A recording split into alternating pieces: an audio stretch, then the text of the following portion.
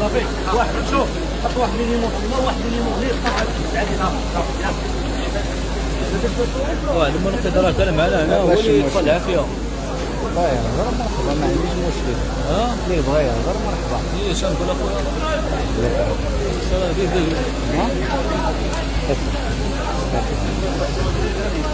ندوي ورا.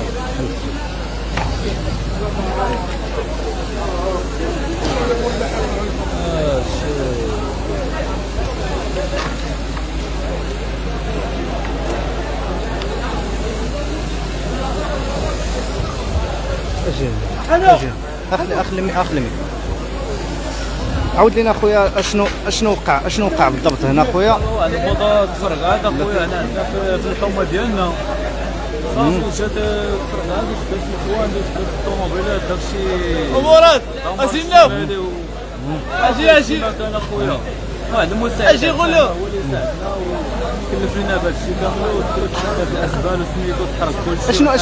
شنو السبب ديال هذا الحريق؟ يعني كيفاش توقعت هذا البوطه هو السبب ديالنا، هو الاخ ديالنا زينو مرحبا بك اخويا. فرحنا بلاتي انا شرح لي بلاتي انا الله يجيك اخويا. شرح لي انا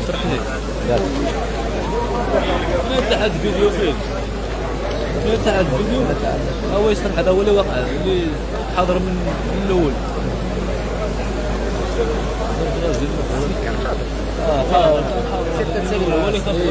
فينا هو حماده، فينا هو كان معايا داك الدري ديال البلديه. لا واحد الدري لابس البيض.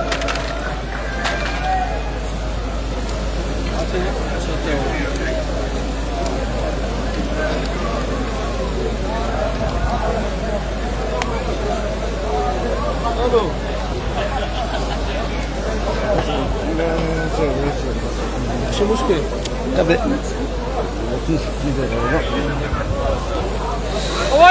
مرحبا بكم متابعينا الأوفياء في كل مكان. نلتقي بكم في هذا البث المباشر. بطبيعة الحال نتواجد بحي ضوار رجف الله الذي شهد حريق مهول، وبطبيعة الحال فهذا الحريق تسبب في أضرار جسيمة.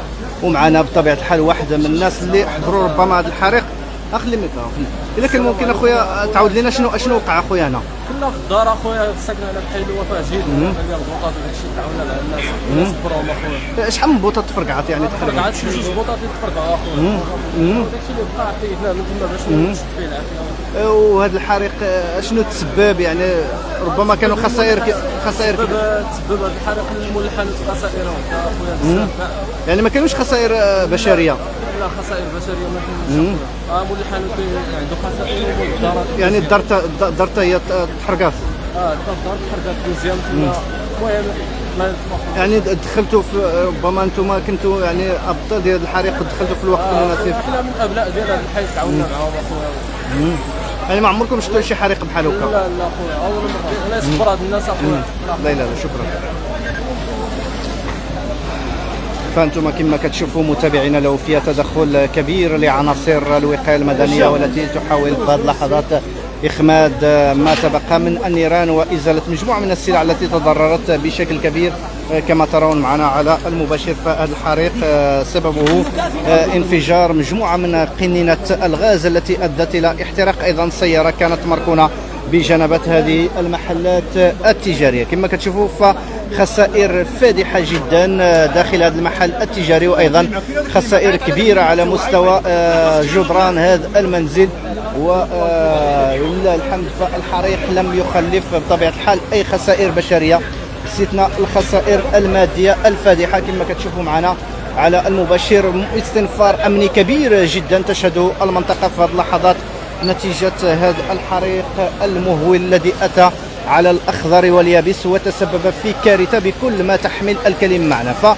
فمجموعة من قنينة الغاز كما ترون معنا هي التي انفجرت وتسببت في هذه الكارثة كما ترون معنا على المباشر متابعينا الأوفياء هنا بمدينة أكادير، وبالضبط بحي ضوار رجف الله أو حي القدس. بطبيعة الحال فساكنة المدينة تعرف جيدا يعني هذا الحي اللي هو حي شعبي، وانتم كتشوفوا يعني مجموعه من القنينات التي انفجرت وتسببت في خسائر فادحه، خسائر كبيره جدا تكبدتها هذه المنازل وايضا اصحاب هذه المحلات التجاريه. كما كتشوفوا معنا على المباشر رجال الوقايه المدنيه لا زالوا يواصلون مجهوداتهم الجباره من اجل اخماد يعني النيران وتم السيطره عليها، ولله الحمد. لكن الخسائر فادحه وفادحه جدا، خسائر تقدر بالملايين ديال السنتيمات كما كتشوفوا معنا على المباشر. فنسال الله السلامه والعافيه، ونتمنى بطبيعه الحال يعني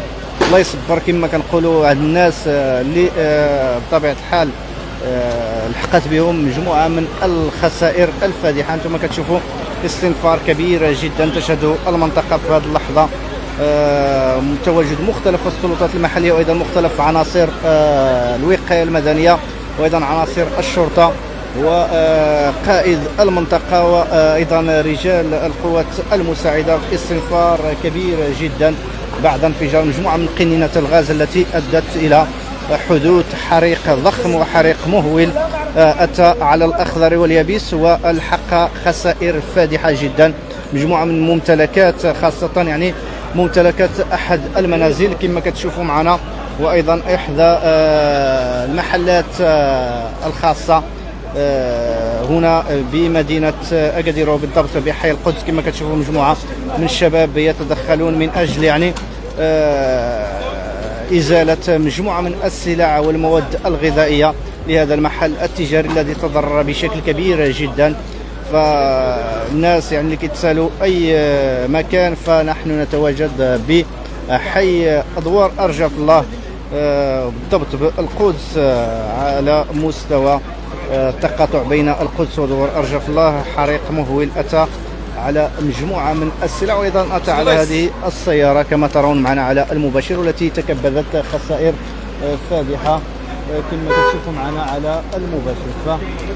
فانتم كتشوفوا صراحه خسائر كبيره جدا داخل هذا المحل التجاري وايضا داخل هذا المنزل كما كتشوفوا معنا على المباشر متابعينا الاوفياء.